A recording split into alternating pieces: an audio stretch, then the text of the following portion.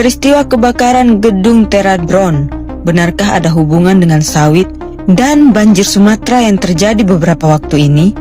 Peristiwa yang awalnya dianggap sebagai insiden K3 biasa, berubah menjadi isu beraroma skandal setelah muncul dugaan keterkaitannya dengan bencana banjir bandang di Sumatera yang terjadi beberapa hari sebelumnya. Teradron dikenal sebagai salah satu perusahaan layanan drone terbesar di dunia yang memegang peran vital dalam pemetaan lahan perkebunan sawit di Indonesia. Perusahaan ini bukan hanya melakukan survei udara, tetapi juga mengelola basis data pemetaan lebih dari 600.000 hektar lahan sawit di Sumatera, termasuk area yang rentan terhadap penebangan liar, deforestasi masif, hingga indikasi aktivitas kelompok mafia sawit.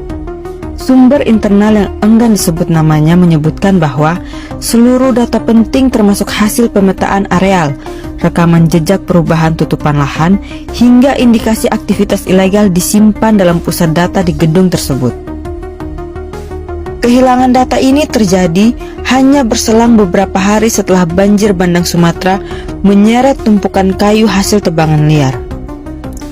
Banjir tersebut sempat mengungkap masifnya deforestasi di sejumlah daerah yang memicu tanda tanya mengenai aktor-aktor yang diuntungkan dari hilangnya data pemetaan yang dapat membuka keterlibatan oknum tertentu.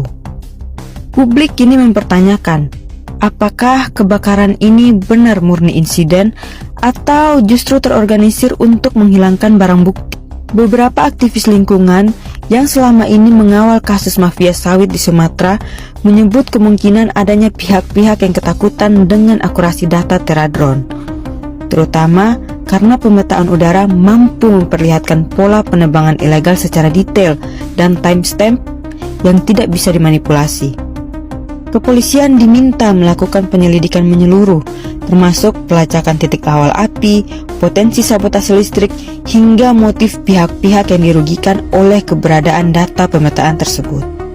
Banjir bandang Sumatera yang mengangkut kayu-kayu gelondongan kini semakin dianggap sebagai alarm darurat yang memperlihatkan betapa luas dan sistematisnya deforestasi yang terjadi.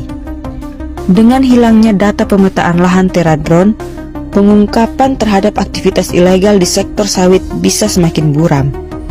Dan publik harus menunggu apakah pihak berwenang bisa menyentuh kemungkinan skenario terburuk.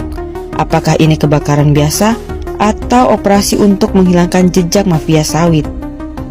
Tidak ada yang tahu pasti penyebab pada hari itu. Tidak ada jawaban yang benar-benar memuaskan.